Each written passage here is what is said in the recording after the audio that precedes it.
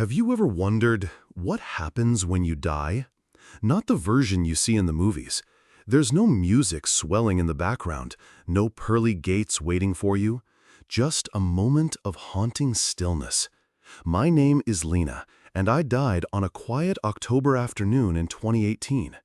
But the strangest part wasn't death itself, it was what I saw afterward, a garden unlike anything on earth, and a question that echoed in my mind.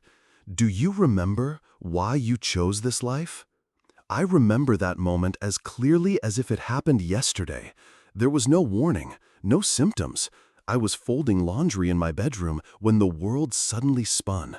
My knees gave out, and I collapsed onto the pillow at my feet. Silence fell. A heavy darkness wrapped itself around everything. And then I saw myself, from above. A woman was lying on the floor as if time had abandoned her. There was no pain, no panic, just a strange sensation as if I were remembering something I once knew but had long forgotten. I wasn't afraid of dying. What I feared was living an entire life without ever truly waking up. From the outside, my life looked perfectly fine.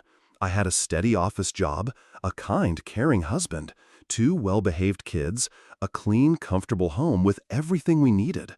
Every morning, I woke up at 5 a.m., got the kids ready for school, swung by the grocery store, came home, cooked, worked, cleaned, helped with homework, read bedtime stories, went to sleep. And the next day, I did it all over again. Every day, the same rhythm, the same routine. People would say things like, "You're amazing, so strong, you're blessed." But I wasn't so sure. Sometimes I'd catch myself standing in front of the mirror a little longer than usual, not to fix my makeup, but to try and figure out who that woman was staring back at me. Some days I'd find myself wondering, if I disappeared tomorrow, would anything change? I wasn't depressed, I wasn't miserable, I wasn't crying out for help. But I wasn't happy either. I didn't feel alive. It was as if I were operating a machine, and that machine was me, but the engine had shut off a long time ago. Every evening, I came home, turned on the kitchen light, and made dinner, just like always. I smiled. I made conversation. I hugged my children. I did it all. But inside, there was a growing emptiness. Like an invisible hole, slowly draining the life out of me, one drop at a time. One saw it. No one knew. And even I began to forget who I used to be. Until that October afternoon, when everything stopped. It was a Saturday afternoon. I had just finished washing a sink full of dirty dishes and was drying my hands with a kitchen towel when I felt a slight pinch at the back of my neck. I didn't think much of it. Probably just a stiff muscle, I told myself. But 3 seconds later, the left side of my face went numb. My hand dropped. The towel slipped from my fingers. I tried to walk toward the phone, but my left leg wouldn't move. My whole body collapsed to the floor slowly, like a tree being cut down at the base. I was still conscious. I could hear the wind rustling outside the window. The TV is playing in the living room. But I couldn't call out. I couldn't move. I couldn't do anything. And then, everything faded into silence. There were no screams, no flashing red lights. Just me rising. Not in a dramatic Hollywood-style out-of-body moment, but in a way that felt chillingly real. I saw myself lying motionless on the kitchen floor. I saw my husband rush in, panicked. I saw the neighbors calling for help. I saw the stretcher being wheeled into the house. But I was no longer there. I was floating above it all, light as the wind, still as water. And then, something strange happened. I wasn't afraid. I wasn't panicking. Quite the opposite. I felt an overwhelming sense of peace, as if, finally, I had returned to the place where I truly belonged. At the time, I didn't realize this was only the beginning. What waited for me beyond that light wasn't death. It was the truth about my soul. I didn't know where I was, but everything around me was light. Not blinding, not harsh, but a kind of light that felt alive. There were no ceilings, no walls, no clear shapes or forms. And yet, everything knew me. That light didn't just touch my skin. It shone straight into my heart and into my soul. And then I saw my grandfather, the one who had passed nearly 20 years ago. He looked at me with the same familiar eyes, but he was younger, radiant, as if age had never touched him. Then I saw Bella, the little dog I had in college. She came running toward me, tail wagging wildly, and I broke down in tears. I wasn't crying from emotion. I was crying because for the first time in my life, I truly felt it. Everything that has ever loved us, He is still waiting for us on the other side. And then someone appeared. I didn't know who they were, but somehow I knew. This was my soul guide. We didn't need words. We simply understood each other. He didn't speak. Every feeling, every question, every answer was transmitted directly into my heart, like a pure current of energy. And then I was shown something, not with my eyes, but with my entire consciousness. It was my life. The moments when I smiled but felt empty inside. The times I chose silence instead of speaking my truth. The times I turned my back on myself just to please someone else.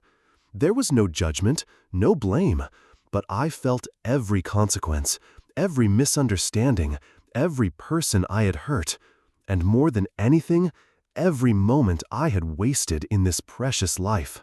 My guide didn't scold me. He simply asked, in a voice as soft as the wind, "Lena, do you remember why you chose this life?" That question, it shook me to my core. Somewhere deep within, my soul already knew the answer long before I was ever born, but I had forgotten. I didn't choose this life to be the perfect mother, the devoted wife, or the model employee. I chose it to learn how to love myself, to learn how to say no with courage, to learn how to forgive, and to remember the light that had always been mine. And then He showed me two paths. One way to stay in this place with no pain, no sorrow, only pure, unconditional love. The other was to return, to continue the unfinished journey of my soul. I hesitated. I truly did. And then I heard my child crying. In that moment, I knew I had to go back. I left the light, but the light never left me. And now I don't live the way I used to. Because now I remember. I chose this life not just to survive, but to wake up. People often ask, "Are you still alive?" But rarely does anyone stop to ask, "Are you truly living?"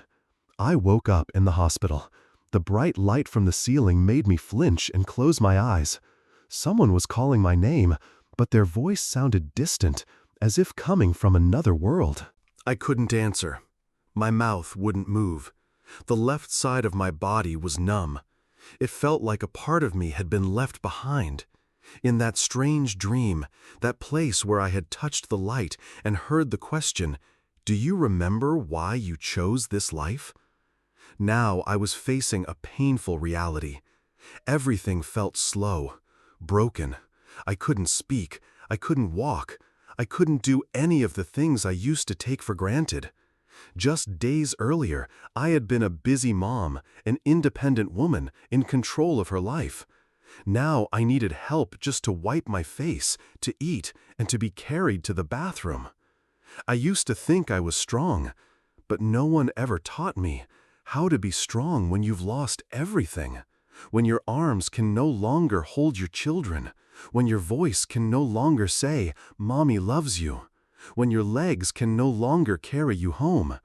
Strength doesn't come easily. It hides, it hurts, and it humbles you. I began the long journey of physical therapy. Each session was a battle not just with my body, but with the weight of despair. Just moving a single finger took hours of practice and more tears than I could count. But I didn't cry because of the pain. I cried because I felt useless, like a hollow shell of the person I used to be. But it was in that darkest moment that something began to shine. At the very edge of my despair, I remembered the dream. I remembered the guide who had said, "You chose this life, not to endure it, but to learn how to love." I began to see things differently. I stopped viewing my body as the enemy and started seeing it as a weary friend in need of patience and care. I stopped comparing myself to who I used to be. Instead, I focused on the smallest steps, moving one finger, speaking a single syllable, lifting my foot off the ground. I started writing in a journal every day. My right hand trembled, but still I wrote. Each line was an act of returning to myself. I wrote about the things I had forgotten, the simple joy of being alive, of being heard, of touching the ones I love. One day, I saw my daughter standing in the doorway. She smiled and said, "Mom, you lifted your arm." I broke down in tears, not because of the movement, but because of the look in her eyes. In that moment, I wasn't just a patient. I was her mom. I was someone fighting. I was hopeful. I quit my job. I turned down every invitation to return to my old pace of life. I chose to slow down, to eat every meal with my children, to hold my mother's hand on quiet walks, to learn how to breathe deeply each morning. I stopped chasing expectations, and instead I started listening to my heart, something I had neglected for so many years. When I was strong enough to share my story, I began telling it, online, at gatherings, and to others lying still in hospital beds just like I once did. I told them so they would know, you are not just a broken body, you are a soul learning how to return. I'm no longer the woman I was before the stroke. I'm a deeper version of her, softer, truer. I no longer live to please others. I live to stay true to myself. There are still nights when I dream of that light, but this time I don't ask why me. Instead, I whisper, "Thank you for waking me up." I know there will be more challenges ahead. There will be days when my body resists again. But this time, I won't abandon myself. I choose to stay, not out of duty, but because I have tasted death, and I know now, only when you truly live do you earn the right to keep on living. If you're hearing my voice right now, there's one thing I want you to know. You don't need a near-death experience to wake up.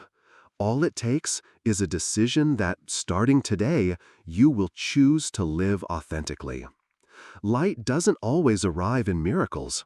Sometimes it flickers to life the moment you dare to face the weakest part of yourself.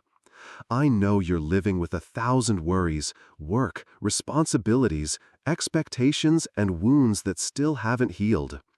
But please, just for a moment, sit still and ask yourself, who am I living for?